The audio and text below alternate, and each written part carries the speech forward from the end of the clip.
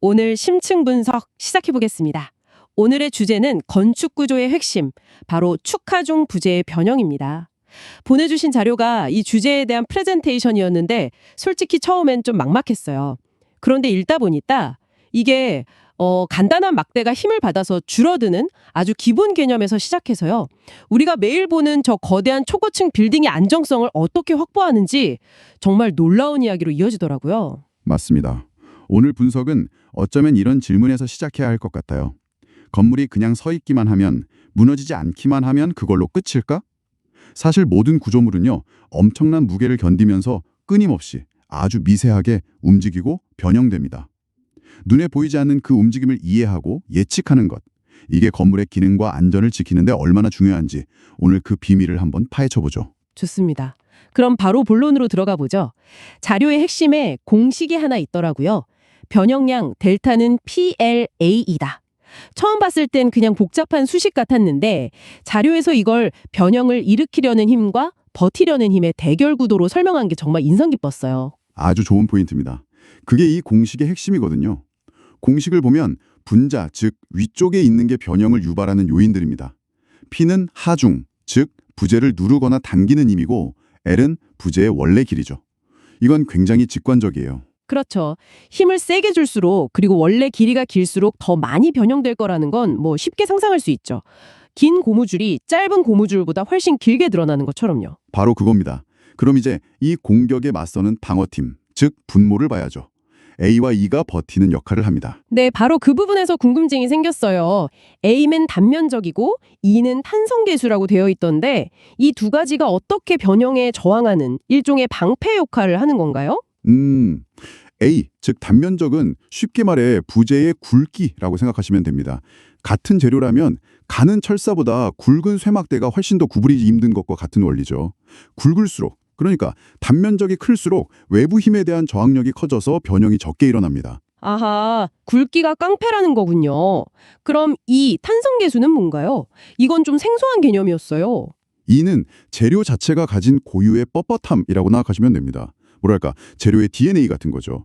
예를 들어 똑같은 힘으로 똑같은 굵기의 강철 막대와 알루미늄 막대를 누른다고 상상해 보세요.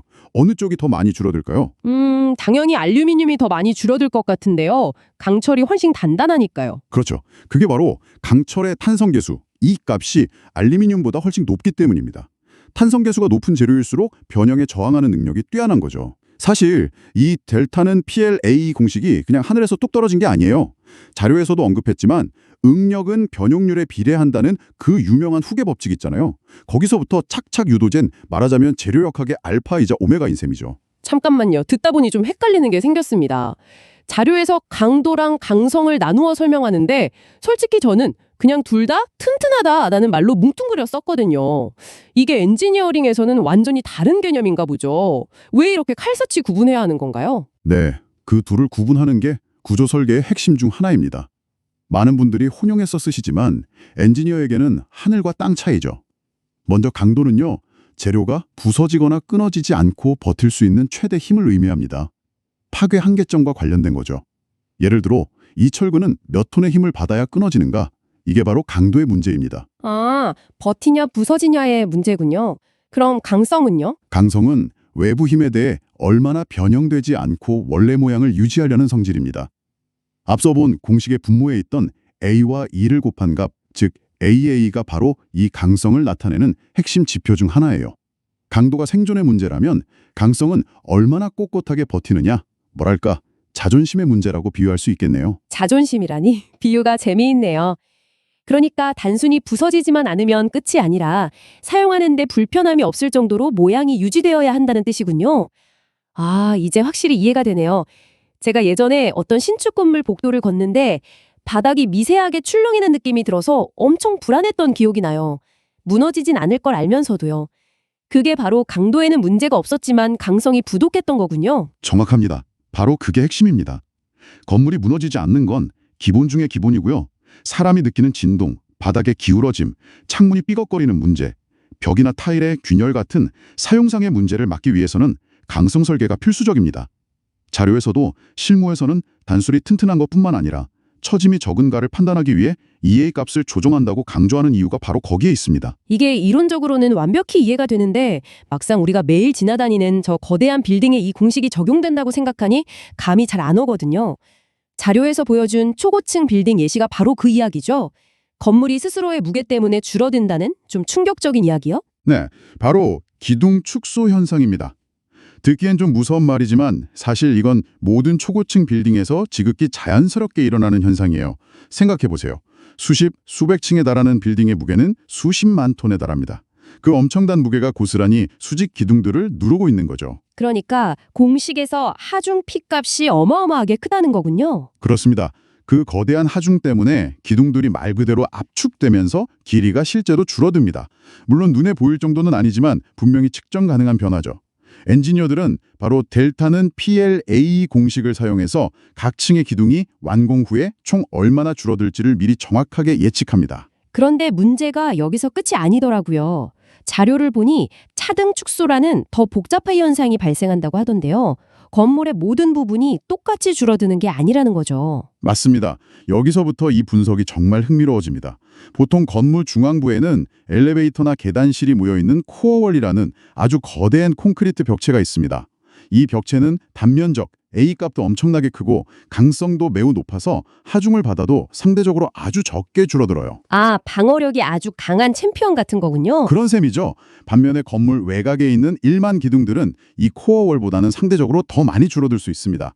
자, 그럼 어떤 일이 벌어질까요? 중앙은 조금 줄어드는데 바깥쪽은 더 많이 줄어든다. 잠깐만요. 그럼 건물 중앙이랑 바깥쪽이 줄어드는 양이 다르다는 말씀이세요? 그럼 건물이 삐뚤어지는 거잖아요. 바닥이 수평이 아니게 된다고요. 바로 그겁니다. 그 기울기가 아주 작더라도 수십 개 층에 걸쳐 누적되면 심각한 문제를 일으킬 수 있어요. 바닥에 놓아둔 구슬이 저절로 한쪽으로 굴러간다거나 창틀이나 문이 뒤틀려서 잘 안 닫히고 심하면 내장 마감재나 외벽 타일에 균열이 생기는 등 끔찍한 일들이 벌어질 수 있죠. 생각만 해도 아찔하네요. 그럼 이 말도 안 되는 문제를 어떻게 해결하나요? 건물을 다 지었는데 바닥이 기울어져 있으면 재앙이잖아요. 그래서 엔지니어들이 정말 기발하고 대담한 해결책을 사용합니다. 기둥이 미래에 얼마나 줄어들지 미리 정밀하게 계산한 다음 시공할 때 그 예측된 값만큼 일부러 기둥을 더 길게 만듭니다. 네, 일부러 더 길게요. 잘못 만든 것처럼요. 네, 그렇습니다. 예를 들어 30층에 있는 어떤 기둥이 완공 후에 총 2cm 줄어들 것으로 계산되었다면 애초에 그 기둥을 설계 도면보다 2cm 더 길게 시공하는 겁니다. 다른 부분보다 2cm 더 솟아있게 만드는 거죠. 그 얘기를 들으니까 소름이 돋네요. 건물이 완성될 미래를 보고 현재를 고쳐서 짓는다는 거잖아요. 이건 거의 시간여행 같은데요. 공사하는 분들은 자기가 일부러 기둥을 길게 만들고 있다는 걸 알면서도 불안하지 않을까요? 처음에는 그런 의문을 가질 수 있죠. 하지만 모든 것이 정밀한 계산에 근거한 겁니다. 건물이 한 층 한 층 올라가면서 하중이 계속 더해지면 그 2cm 솟아있던 기둥이 예측한 만큼 서서히 줄어들기 시작합니다. 그리고 마지막 층 공사가 끝나고 모든 하중이 가해졌을 때 마법처럼 모든 바닥이 정확하게 수평을 맞추게 되는 거죠.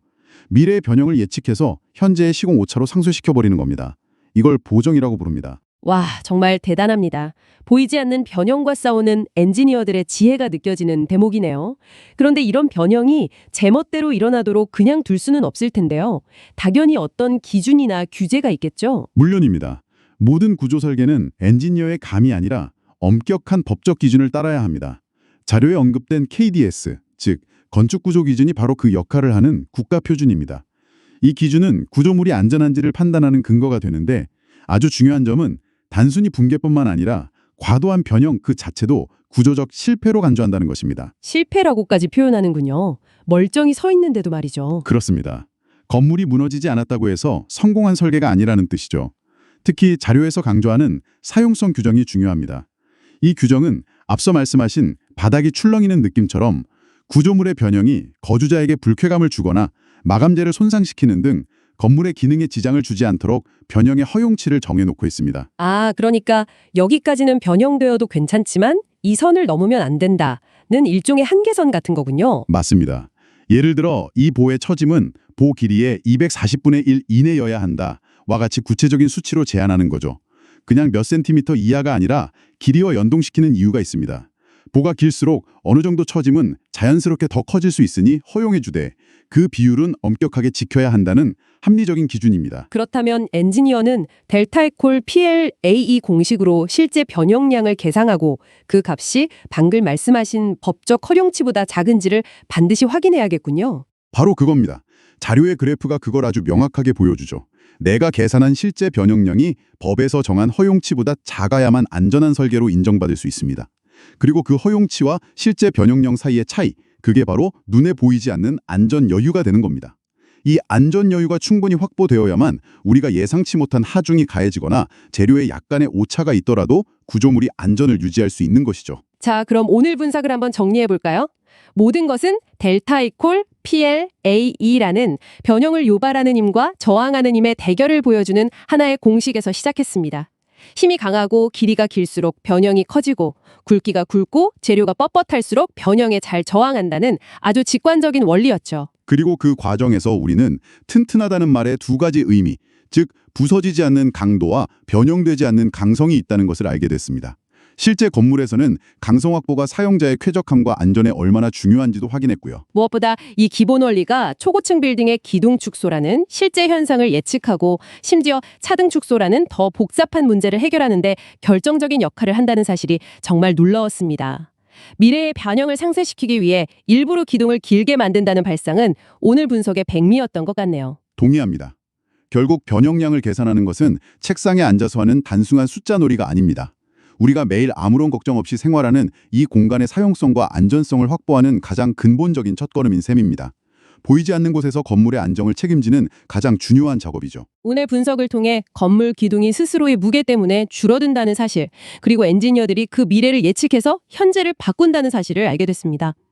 그렇다면 이런 질문을 던져보며 마무리하고 싶군요. 오늘 우리는 수직 하중에 의한 변형에 집중했습니다.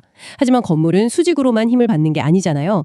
끊임없이 부는 바람, 계절에 따른 기온 변화 같은 요인들은 어떻게 고려할까요?